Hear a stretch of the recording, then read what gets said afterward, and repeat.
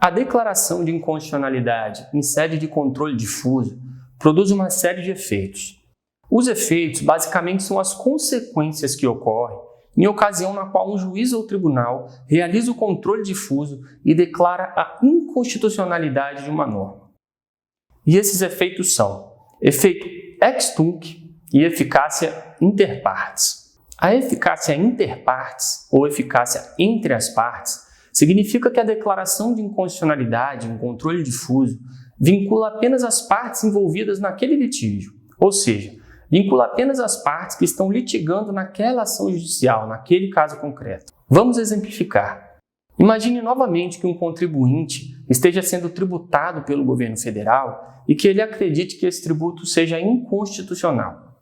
Então, esse contribuinte ajuiza uma ação contra a União Federal, requerendo a restituição de todo o valor que ele recolheu em razão desse tributo. E para isso ele alega que a norma instituidora desse tributo é uma norma inconstitucional. Na sentença, o juiz fundamenta sua decisão declarando que aquela norma é inconstitucional. E no dispositivo dessa sentença, o juiz julga procedente a ação para condenar a União Federal ao dever de restituir todos aqueles valores. Essa sentença, então, quando transitar em julgado, beneficiará tão somente esse contribuinte autor da ação.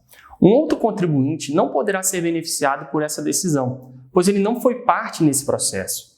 Da mesma forma, essa decisão também só vale contra a União Federal, que foi ré no processo, não podendo, por exemplo, atingir estados e municípios. E essa limitação ocorre pelo fato de que a declaração de inconstitucionalidade em sede de controle difuso tem eficácia apenas inter partes, não tendo, portanto, a eficácia para todos, ou seja, não tendo a eficácia erga omnes.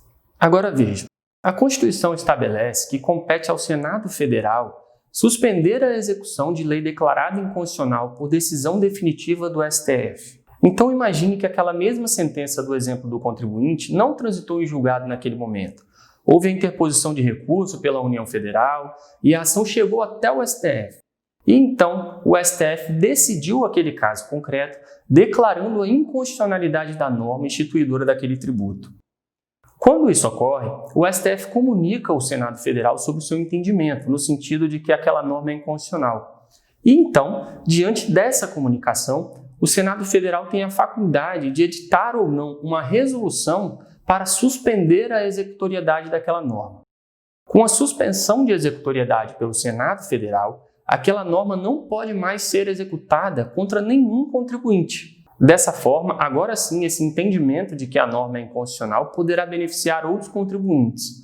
Mas isso porque o Senado Federal suspendeu a executoriedade dessa norma.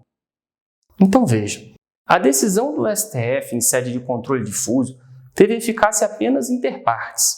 Porém, o STF comunicou ao Senado Federal e o Senado entendeu por bem suspender a executoriedade daquela norma. Ao fazer isso, essa norma deixará de ser executada para todos, independentemente de quem foi parte naquele processo judicial que se encerrou no STF. Ou seja, esse ato do Senado tem eficácia erga omnes, ainda que tenha sido originado a partir de uma decisão do STF em controle difuso. Mas o importante é entender aqui que até mesmo a decisão do STF terá eficácia inter partes, de modo que o que atribui a eficácia erga omnes a esse entendimento é o ato do Senado. É exatamente aqui, nesse ponto do raciocínio, que se insere a chamada teoria da abstrativização do controle difuso. A teoria da abstrativização do controle difuso nada mais é do que uma tese com o propósito de atribuir ao controle difuso algumas das características do controle abstrato.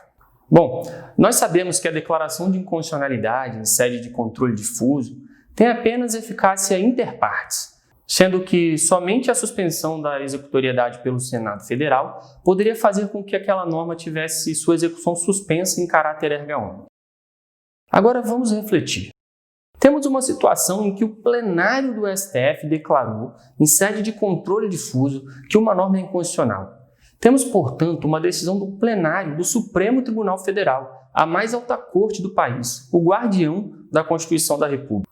Faria bastante sentido que essa decisão do STF tivesse eficácia erga omnes e que também vinculasse as decisões futuras do Poder Judiciário e vinculasse ainda as atuações dos órgãos do Poder Executivo. Essa é exatamente a teoria da abstrativização do controle difuso. E a teoria tem esse nome pelo fato de que as decisões em controle abstrato têm exatamente essa eficácia erga omnes e efeito vinculante. Dessa forma, essa teoria significa dar ao controle difuso alguns dos efeitos do controle abstrato, ou seja, abstrativizar o controle difuso. Segundo essa teoria, a declaração de inconstitucionalidade pelo STF já possui esse efeito vinculante e já possui eficácia erga omnes, mesmo em sede de controle difuso. Mas por que motivo, então, a Constituição previu a suspensão de executoriedade pelo Senado Federal, se a própria decisão do STF já seria capaz de beneficiar todos? Segundo essa teoria, a eficácia erga omnes já existiria desde a decisão do STF. E a suspensão de executoriedade pelo Senado Federal seria apenas para dar uma maior publicidade àquilo que já foi decidido pelo STF. Sobre esse tema, veja esse informativo do Supremo Tribunal Federal. Ao julgar uma ação judicial que chegou ao STF por meio de recurso extraordinário, o STF declarou a inconstitucionalidade de uma norma. O STF realizou, portanto, o controle difuso de constitucionalidade. Ocorre que o STF deixou claro em sua decisão que, mesmo sendo um controle difuso, sua decisão teria efeitos vinculantes e eficácia erga omnes. O STF explicou que a norma constitucional que prevê a suspensão de executoriedade pelo Senado Federal sofreu uma mutação constitucional, ou seja, o texto permaneceu intacto, não foi alterado. O que foi alterada foi a interpretação extraída desse texto. O STF antes entendia que essa suspensão de executoriedade pelo Senado Federal era necessária para atribuir eficácia erga omnes e vinculante para essas decisões em controle difuso. Mas agora o STF modificou a interpretação dessa norma constitucional, ou seja, essa norma sofreu mutação constitucional. E agora o STF passou a entender que esse ato do Senado seria apenas para dar publicidade a uma eficácia erga omnes e vinculante que já existe desde a decisão do Supremo Tribunal Federal. Então vamos recapitular o controle difuso. A declaração de inconstitucionalidade em sede de controle difuso tem eficácia inter partes.